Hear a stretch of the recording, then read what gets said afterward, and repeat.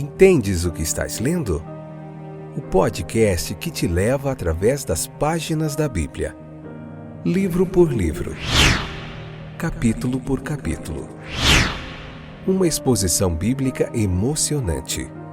Aperte os cintos e embarque comigo nesta viagem.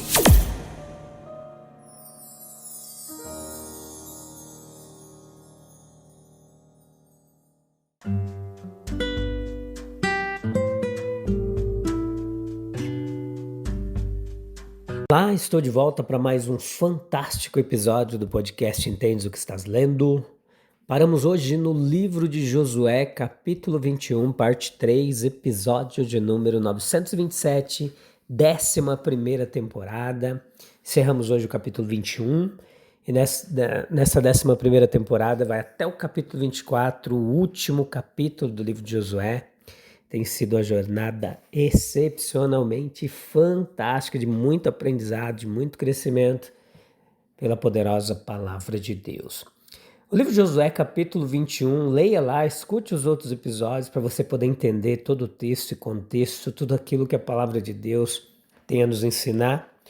Embora muitas coisas ficaram restritas ali, aquele contexto histórico e social do Antigo Testamento, os princípios, as lições da palavra de Deus, elas continuam vivas para a gente ainda hoje. E a gente ainda pode aprender muitas coisas, mesmo através do Antigo Testamento, tá bom? Não despreze as lições preciosas do Antigo Testamento. Capítulo 21, versículo 45 diz assim: nenhuma das boas promessas que o Senhor fez à família de Israel ficou sem se cumprir. Tudo o que ele tinha dito se realizou. Olha só, o registro da fidelidade de Deus é um tema proposto para a gente refletir hoje. Veja, uma palavra linda que registra a experiência de uma nação, o que foi adotada como a expressão correta da experiência de multidões incontáveis. Observe-a, reflita, dentre várias coisas, primeiro, Deus fala coisas boas à casa de Israel. Coisas boas, isto é, sobre o seu futuro, promessas grandiosas e preciosas. Palavras nas quais ele nos faz ter esperança. O homem não vive apenas no presente. O passado se apega a ele, o futuro pressiona. Especialmente este futuro próximo e o distante. A nossa alegria e felicidade, ela vem principalmente de nossas esperanças. As nossas tristezas vêm dos nossos temores. Lidar com o presente é fácil, sua forma é fixa, podemos determinar imediatamente como enfrentá-lo. Mas o futuro, ele está repleto de talvez, tão indefinido e imutável em sua forma que não conseguimos decidir como enfrentá-lo ou o que fazer com essas incertezas.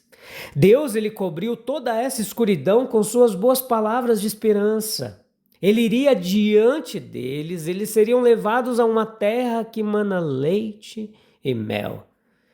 Nenhum inimigo se colocaria diante deles. Vinhedos que eles não haviam plantado, cidades que eles não haviam construído, seriam deles. Eles devem encontrar uma morada terrena singularmente adequada à sua habitação, fértil para o seu sustento, segura para a sua proteção, central para a difusão de sua verdade. E assim Deus fala a todo o seu Israel. A cada um é dada alguma promessa. Até mesmo seus filhos pródigos têm alguma promessa para os animar. O seu sol da promessa nasce sobre os maus e sobre os bons, mas sobre os bons ele derrama o seu calor mais rico. Há grandes palavras que nos são dadas. Misericórdias providenciais são prometidas. O apoio do Espírito de Deus, de toda graça, nos é assegurado. A voz por trás dizendo: olha, este é o caminho, andai por ele. E que a tentação não nos vencerá, nem a fraqueza interior nos destruirá. Que seremos mais que vencedores por meio daquele que nos amou. Ele estará lutando conosco durante as noites escuras da vida, mas nos abençoando ao amanhecer. Que haverá uma entrada abundante no reino eterno, uma semelhança perfeita com o nosso Senhor, uma ocupação diante do trono, na qual todo o nosso poder, capacidade encontrará deleite, e todas as nossas capacidades serão preenchidas com satisfação. Estas são as promessas que nos foram dadas. É bom reconhecer a sua imensidão, a sua dignidade diante da generosidade do Deus infinito. Não se desesperem, pois não há tristeza cuja consolação não esteja prometida em alguma palavra, e nenhuma perplexidade cuja solução não seja oferecida em outra. Não se maravilhem se as palavras parecerem demasiado vastas para nos pertencerem. As dimensões da misericórdia, elas são divinas. Contraponham todo o pensamento de medo a estas palavras de conforto e esperança. Ficamos tristes e temerosos, principalmente porque nos esquecemos delas. Deus fala coisas boas a Israel. Observe, em segundo lugar, outra coisa. Parecia impossível que essas palavras não falhassem. Quando Moisés os conduziu, o povo não acreditou por causa da angústia, da tortura e da cruel servidão. Como poderiam tais promessas ser cumpridas? Eles, uma nação de escravos cujo espírito lhes fora destruído, seu opressor possuía um exército permanente, forte em cavalaria. As impossibilidades se multiplicavam à medida que avançavam.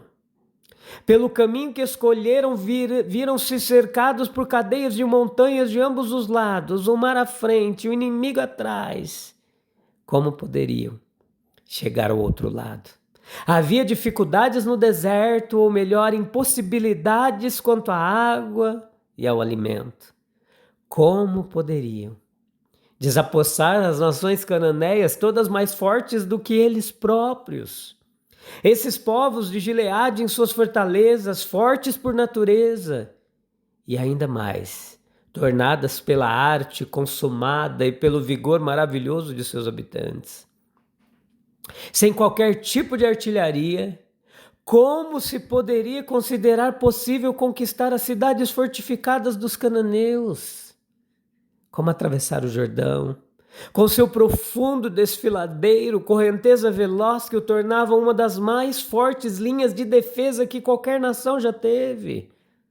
10 dos 12 espiões, todos eles, é claro, escolhidos por sua coragem, declararam a tarefa absolutamente impossível. E vale a pena observarmos isso, pois há uma espécie de semelhança familiar em todas as promessas de Deus, e quase todas têm essa aparência de impossibilidade. Suponho que todos os espiões tendem a sentir que as promessas que Deus nos fez não podem ser cumpridas. Aquele que luta contra dúvidas considera impossível a continuidade de uma vida santa, embora Deus prometa graça suficiente. Aquele que luta contra uma forte propensão ao pecado, ele sente ser impossível que uma frágil semente de graça sobreviva e vença forças muito mais poderosas do que ela. A promessa de utilidade resultante do nosso trabalho parece impossível de se cumprir, assim como a promessa de respostas às nossas orações. A promessa de alguma sobrevivência à morte, de nosso espírito frágil resistir a todas as tempestades, alcançar um lar perfeito, parece impossível de se cumprir. É bom observarmos com precisão e força, a força das promessas. Não são probabilidades insignificantes, são as grandes impossibilidades da vida. O sobrenatural permeia todas as nossas esperanças.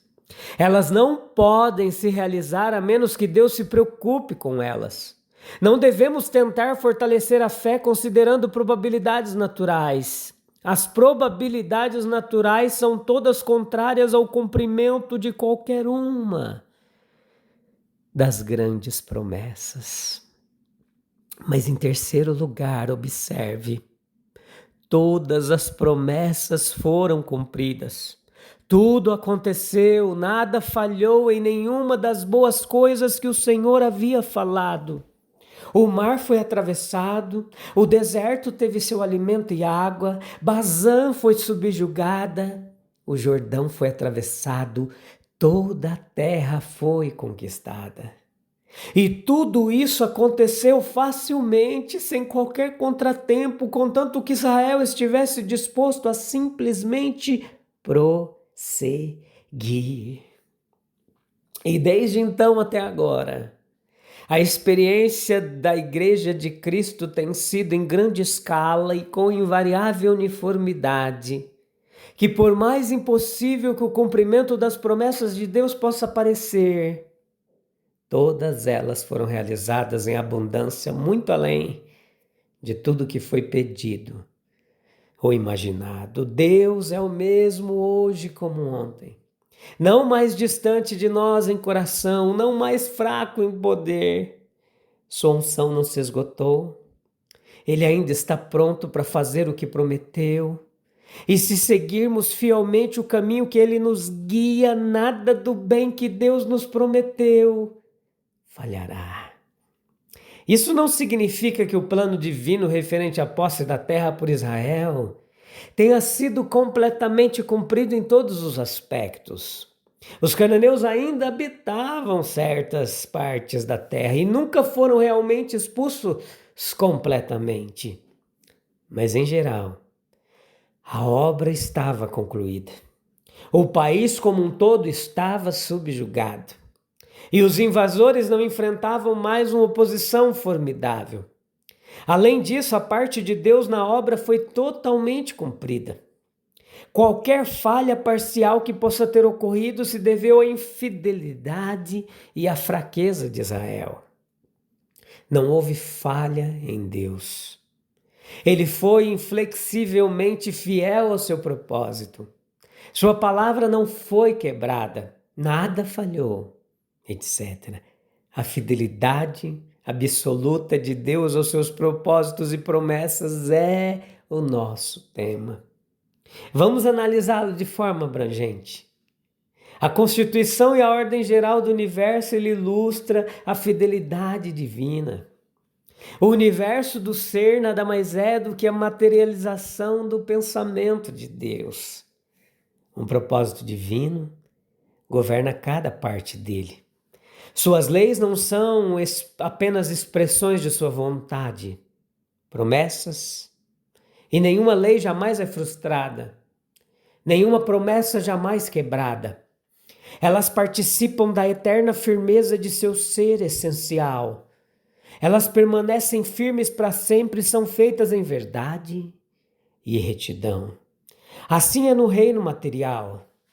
As leis físicas são simplesmente a impressão da mente eterna sobre a matéria e o método pelo qual essa mente julga conveniente. Essa mente julga convenientemente e molda e governa todas as coisas. Veja, o curso da natureza nada mais é do que um desdobramento contínuo do pensamento e propósito inabalável de Deus.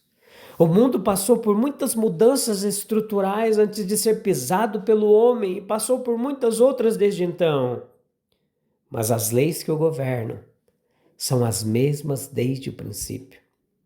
Passam-se eras antes que essas leis sejam descobertas, mas elas já existiam desde a antiguidade. Grande liberdade de ação é dada ao homem dentro da ordem natural, mas ele não pode alterá-la em uma única palavra. É uma rocha contra a qual as ondas de sua vontade própria e vã ambição apenas se chocam em pedaços. Tão benéfica e, no entanto, tão terrível em sua inflexibilidade, recompensando sua confiança, mas repreendendo sua presunção, infligindo a sua ignorância e fraqueza uma penalidade tão severa, e ainda assim, protegendo-as e amparando-as. O nosso lugar nesse grande sistema de coisas é o de aprendizes. A nossa ciência e habilidade mais avançada são apenas uma resposta frágil à sua verdade e certeza. A vida prossegue com base no princípio da confiança, na constância da natureza, que nada mais é do que outro nome para a fidelidade de Deus. Meus queridos, a história de Israel ecoa uma verdade eterna. Deus não apenas promete, Ele cumpre. Mesmo quando tudo parece impossível, sua fidelidade permanece inabalável. O que Ele disse, Ele faz. O que Ele começou, Ele completa. Se nenhuma promessa de Deus falhou no passado, por que duvidaríamos do que Ele ainda fará?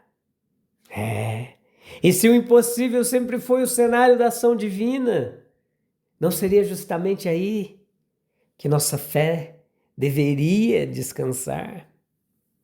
Sim. Pense em tudo isso, reflita e vamos juntos buscar a presença de Deus agora para encerrar mais um episódio. Oh, Deus bom, aleluia, louvado seja o nome poderoso de Jesus. Senhor Deus fiel, ensina-nos a confiar nas Tuas promessas, mesmo quando não entendemos os caminhos. Fortalece nossa fé diante das impossibilidades e ajuda-nos a lembrar que Tua palavra jamais falha. Que possamos caminhar com confiança, sabendo que tudo o que disseste se cumprirá no tempo certo. Aleluia. Em nome de Jesus. Amém, amém e amém. Descanse nas promessas do Senhor. Aleluia. A gente volta no próximo episódio para aprender mais da palavra de Deus. Um abraço. Até breve. Tchau, tchau.